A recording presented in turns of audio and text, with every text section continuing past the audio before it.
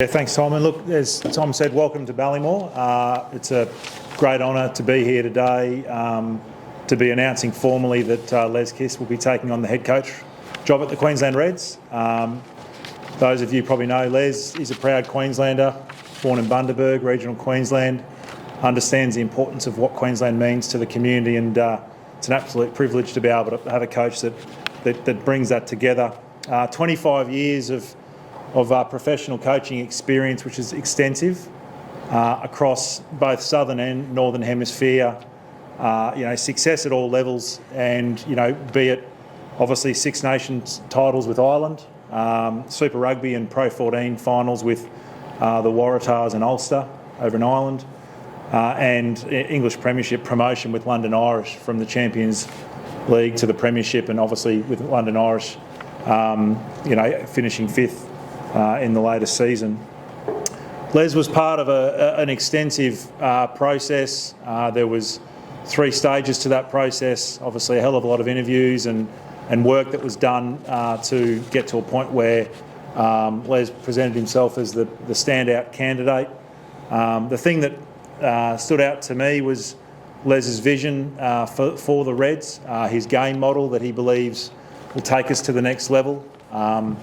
But also his respect, not only of Queensland, but also the foundations that have been laid by Brad, the spirit, the fight, the hard work and love for Queensland. And I'm very confident that Les will bring that ingredient to take us to the next level. Look, in closing, he's a proud Queenslander. He's got the experience and got the success, and we're excited to bring Les in and obviously take the Reds up to the next level, which I know all of Queensland community want, and also the rugby community desire. So I'll pass over to Les to say a few words on behalf of the Reds. Well done, mate. Thank you, Dave, and Sam. Probably the first 2 people that I spoke to in the process. I would like to extend a thank you, because it was quite an extensive process, I must say, and I enjoyed it. It certainly made me reflect quickly on the demise of a club that I was at, and then I had to put my teeth and my soul and my heart into some other form of engagement with the game again. And I've got to say the process was brilliant. Thank you very much, and also to the board, the Queensland Rugby board, who have taken confidence in me to do the job. It was part of my presentation that I wanted to recognise a few things. Strong foundations, Ballymore, the spiritual home being rebuilt and reignited. I think that's fantastic. It was very, very enticing for me. Obviously, being a Queenslander, that jersey means everything to us as a Queenslander, whatever jersey you wear, and that's where I come from. But also the last 4 or 5 years, I spoke to a lot of people, I looked at interviews, people who are not associated, and some people are associated with Queensland. And what I did notice, there was something really strong that's been built here with a good young squad, built up. There's a really good age group in the squad now. And I think that platform that was laid by Brad and all his assistants is fantastic. I think that base gives us something really solid to build on. That's what I'm here for. I want to make a commitment to do my best to add that ingredient that we can get something special happening. There are no guarantees in life, but there is commitment, and I will commit with my coaches, with my players, with everyone here to make sure we make something special happen. But I'd like to thank you again for having confidence in me, and I'm looking forward to the journey. Thank you. Thanks, Les. Open up to the floor. Miles? Yeah, Les, were you entertaining a return to Australia at some stage, or because you're overseas for so long? What was the sort of mindset there? Was it always going to happen one day, or? I think in the game of coaching, you never know. 1 week it can change. Some part of me always sort of yearned for some possibility, for sure. But I was pretty well ensconced in the game up in the north, and it wasn't on the plan, say, a month and a half ago, that's for sure. But it throws curveballs at your life, and when I spoke to the guys about this opportunity, it was very exciting, and I'm extremely happy to be able to come home and represent a rugby brand like this. I'm really looking forward to that. And how closely were you following? Have you been following? It's amazing that the guys up north, all the guys in your rugby team, the coaches, they love the Super Rugby. And obviously I followed it, not as close, so I know every name in the game, but we watch it closely. There's, everyone's trying to replicate some of the good things from every good team that plays. So we're always watching the games for sure. It's a different competition to when I was here. We used to travel to South Africa. It was a different type of competition to when I was with the New South Wales Waratahs. But it looks like a very vibrant competition, that's for sure. And as I said earlier, I've been through the roster with Sam a fair bit over the last couple of weeks. I'm excited about what we have, and there's a lot of work to do, but I'm looking forward to be back here in the Super Rugby with the Queensland Reds. I've spoken about how the club was really impressed with your vision for the game style as well moving forward. I guess what is that brand of football that you'll be looking to bring to sort of take this club more into the future? Well, there's the traditional elements of the game. Good forward pack helps, and backs who can tidy it up. But I like to think that rugby is probably the ultimate team game, and it's not just one area that does the job. So I have a holistic approach about everyone has their skill sets to be able to play an aggressive, progressive style of rugby. But when it's not on the front foot, I want to be a team that's resilient. I want to be a team that's hard to break, hard to beat, difficult to work out, a team that just turns up and aims up consistently, that gives us a chance to express who we want to be. And there's a lot of work to go into. I see some brilliant bones in the place already, and I just I've been speaking to Liam and James just earlier. We want to sit down and have a good chat about how things have gone and what we can add. But I want to promote, hopefully, earlier rather than later, a really progressive attacking style of rugby on the back of a really good understanding what it takes to work off the back foot and get back on the front foot. What's your number one recruitment wish, player-wise? We've been through the roster. We're looking at definitely a couple of positions that we know we have to resource. Hopefully we got some news out in the next few weeks, but we're working away in a couple of key positions. In light that I haven't spoken to all the players yet, I wouldn't like to be saying those positions at this stage, but we're definitely been trying to, with Sam at the moment, been working on how we get in front of those things, and hopefully we can make a few decisions. There are a couple of foreign spots that we can also look at as well, and we just want to make the decisions that help the group that are here already, but also fit the type of style that I'd like to go forward with. Reds to Regions, I thought that was a pretty special thing brought in by the club. Being a Bundy boy, you must be pretty keen to keep that going. Yeah, definitely. The reach up to Townsville too, I think, is a major centre for it as well. But I think it's massive in any country to actually, reach out as far as you can. When I say country, when I worked in Ireland, that's been a strength of theirs. They stretched out and got into all the regions, and rugby's become very strong there. A smaller space to work with for sure, but I think the Reds to the Regions is brilliant. We'll continue to make sure that works positively for us, and keep the follow-up on it. It's important. You don't know where these gems are going to come from, and they can sneak up on you or you can miss them. So we just need to make sure we improve on what we've done. But I've been really impressed with the last 3 years, I think, Sam, that's sort of progressed, and I'm looking forward to seeing what we can pull from the regions for sure, including Bundy. As you talk about teamwork, and teamwork goes through to the coaching staff.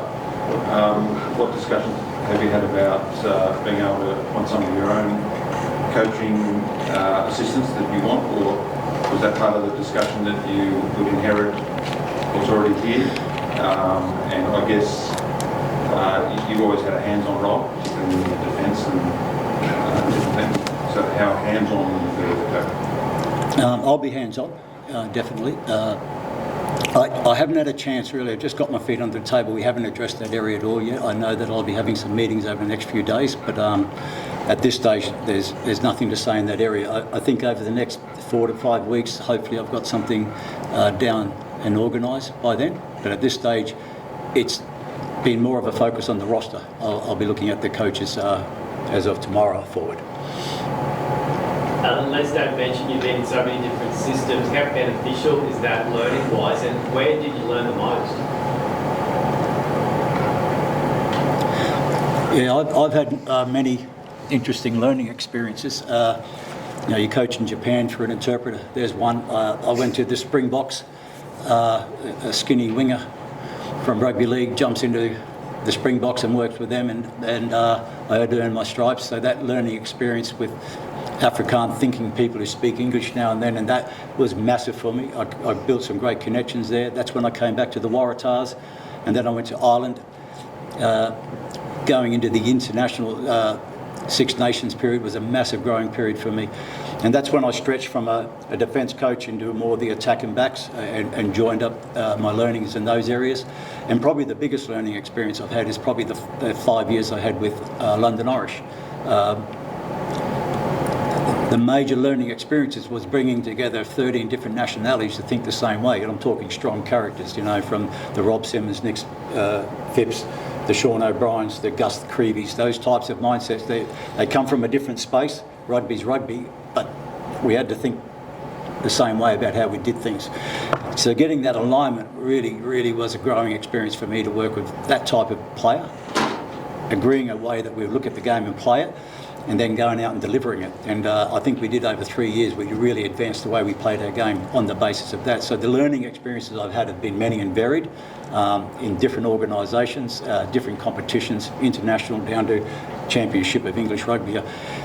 It's broad. I think it can serve me well. And, I don't know if this is a full circle moment or not, but I'm back here in my home state, and hopefully I can add the value and contribute in a really positive way here, on top of what's been built here, as I said earlier. You touched on that, the skinny winger from Bundy. Did you ever think of playing Origin with Wally and scoring tries? Did you ever think that this would be where you'd end up?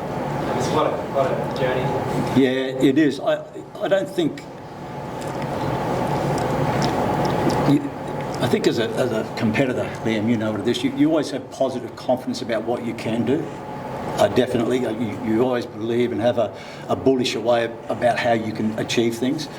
But it's never a straight line from A to B, is it? It goes everywhere, and there's surprises along the way. I'd be lying to say I thought I'd be sitting here today. No. But I have confidence in my ability to be able to bring people together and build a good team to make a difference, and that's what I'm here for. And this is just a beautiful part of the journey, and I'm looking forward to this journey. It's a journey for a long time, from the day that rugby started here in this state. I'm now in this position with a lot of good people that I've already met here. I'm just hoping, I'm committed to making sure I contribute and add value, that's for sure. Liam, we've spoken about before, all the building blocks are there, just looking to add that little piece of ingredients to sort of make something special. As someone who's always been able to be out there, what has it that's been missing that ideally we can start bringing in for next year and beyond? Well, I think the thing we're looking for is growth. I think as we saw through Thorny's period, we really grew as a team. We went from a team that didn't win games into winning 6 games in our first season, and building those base blocks of resilience and fight and spirit that Dave and Les have talked about. I guess what we're looking for now is to grow the finer details of our game and really complete what we're looking for, and just keep moving forward in whatever sort of way that is. Les brings his own experience and his own game style. He seems very clear about the way he wants to play, which is what's so exciting about him coming in, and it fills us as playing as players with confidence too. So for us, we just want to see continuous growth for ourselves as players, for the game we play, and for the state we represent. So it's really exciting, and as the playing group, we're stoked with this appointment. Liam, I guess one of the points is always from a player side of things, whether you get a good coach with potential or you get an experienced coach. So what was the player-driven conversation thrown back at David saying we want an experienced coach? Was there any dialogue about that? Yeah, there was. So Dave and the board and the panel involved with the whole coaching process was really good. They involved the players quite a lot, asked us what we were after, and our involvement was pretty clear from the outset. The things that we sort of asked for as a playing group was we wanted someone to come in who was an excellent man manager, which Les provides, I believe. His philosophy is around growing the strengths of all the players. you look at the Crusaders this year, they used 46 players, and there wasn't much of a difference between their top and their bottom, and that they all came in, filled a role and did the job for the team. We used 32 players this year, and that's evident that we need to continue growing as players, and I think man management's a huge part of that, to continue the growth within the squad, because as we've probably proudly stated over the past few years, we've got 90% who've come through Queensland pathways the whole time. And the second main concept that we wanted as players was very clear vision around how we want to play. Les has spoken to wanting to be a strong attacking team, but based off a good forward pack and backs who can touch the ball and be effective. I think we've got all the components of that here. We'll obviously keep the finer details for ourselves, I think, Les, but there's a clear path there, and as well, I thought there was very clear progression as to how we actually put that from nice words on paper into on the field. So looking forward to getting to work. It's probably not all that often that a club actually seeks the players' feedback on who to appoint as coach. Normally, it will just be left to the board side of things, as well as the thinking from your end about actually getting the players on board before that decision was made. Yeah, I think it's important. I mean, if you go back, you just heard Liam's explanation, very articulate, understands what the last 5 or 6 years have been, so you've got to take that into consideration, and that's why you want your players to be involved. Well, what are the things we ask them that we need in the next coach to improve? Boards and administrations, they're across it, but they're not in the minutiae of a football program. So Liam and Tate, great young men who are successful players in their own right. So engaging them early was important for us before we went to market. So we knew what, to Jim's question, we knew what skill set and experience we needed to go to the next level, and then checkpoints through that process where they were engaged, and Liam sat in the final interviews in full, to have a view and to put his points forward, I think is important. And then once the decision's made, you leave the room, and then Liam goes to the change room and can actually talk to the change room about why that was important. And I think that's the buy-in you need. Everyone's different. We just felt that was really important for us, and we've got a strong leadership group that we want to be part of the key decision making as we move forward. Open it up to anyone online. Christy, you got any questions there, mate? Thanks, Tom. Congratulations once again, Les. My understanding is you had some compelling options overseas as well. What tipped the scales to returning and accepting the Queensland job? Well, I think part of the process that we had. We got a bit of feedback there. A bit of a feedback there, Christy. I didn't know I sounded like that. Sorry, guys. I think that's all right now. You want to go again, Les? Is that okay, mate? Can you hear me? Yep. Okay. Yeah, did you get the question, sorry, Liz? Yeah, I got it all, mate. Thank you. Listen, I think what was mentioned about the process was important to me. The fact that Liam was involved in the last interview process was important to me. I know 2 or 3 clubs that are very successful and involve key players in the process, and I think it adds the connection, what you're talking about from the executive level right through to the locker room, and just connecting those things was important. So that process was very important to me. Excuse me. Obviously, this new centre is something that's appealing in a lot of ways. To engage with rugby with this new centre, for one, but it's going to be involved in other sports. So that's an attraction too to any sportsman or coach. When I initially looked at the roster, I liked the age profile. I liked a lot of the good things that I saw that I mentioned earlier that have been laid over the last 4 or 5 years with Brad in charge. So there was a lot of compelling things that made me very interested in the job. That excited me. And I had a couple of options, but that was probably the key things that pushed it over the line for me. To be involved in Super Rugby, again, was also something that I was hoping to happen one day, and it has happened again. Secondly, Queensland's been pretty proud of the fact that it's had about a 90% Queensland-based players within the squad. Do you think it's necessary to look outside of Queensland? And you probably touched upon that by saying there could be foreigners join. But secondly, do you think it's important that the relationship with particular agents amended so that you're not restricting yourselves to any players? I'll leave that for Dave and Sam on the agency side, but the key for me is to build and grow what Liam said earlier and what's here, to grow our current base. With that current base, we are going to entertain options that are foreign and also within Australia. We will always do that. But I'm really happy with what's been built here to date. I'm really happy with it. Does that mean it'll continue that way? Well, we'll see once we get going in the next year or so. But at this stage, I'm really happy what we've come from. A 90% representation from this state, that's a great starting point for me. I reckon it's brilliant.